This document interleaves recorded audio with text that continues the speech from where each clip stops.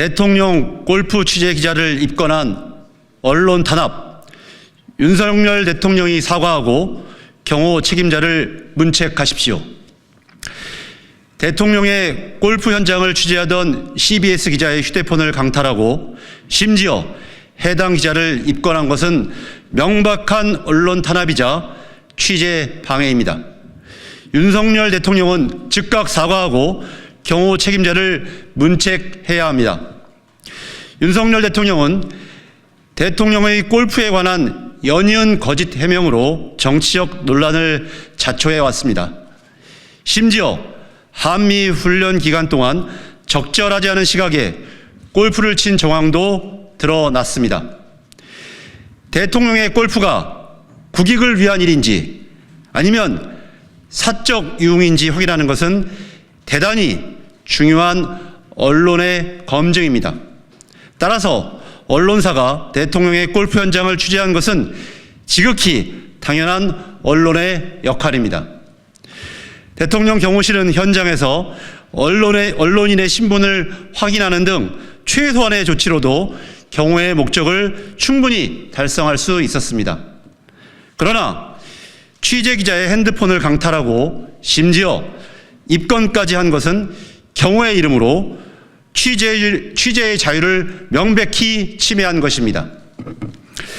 윤석열 정권은 권력을 잡자마자 이른바 바이든 날리면 사태 등 비판 언론을 옥죄기 시도하고 언론인과 언론사를 압수수색하는 등 언론 탄압까지 자행했습니다.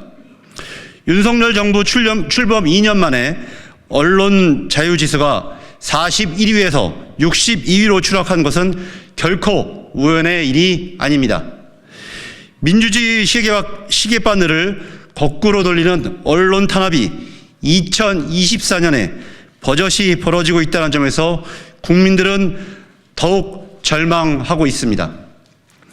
김건희 여사 논란과 무능한 국정 운영으로 국정 동력을 상실한 윤석열 정권이 결국 공안 정국으로 위기 돌파를 시도하고 있습니다.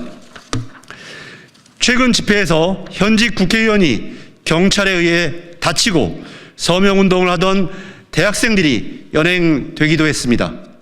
이어서 대통령을 취재하던 기자가 입건된 것이 오늘의 사건입니다. 윤석열 정권은 언론 탄압에 나선 역대 정권 모두가 더 큰 국민적 저항을 불러왔다는 점을 명확히 인식해야 할 것입니다. 윤석열 대통령은 부끄러운 언론 탄압을 당장 멈추십시오. 국민에게 사과하고 경호 책임자를 즉각 문책하십시오. 더불어민주당은 언론의 자유를 지키기 위해 언론과 더 많이 소통하고 국민과 함께 끝까지 싸워 나가겠습니다.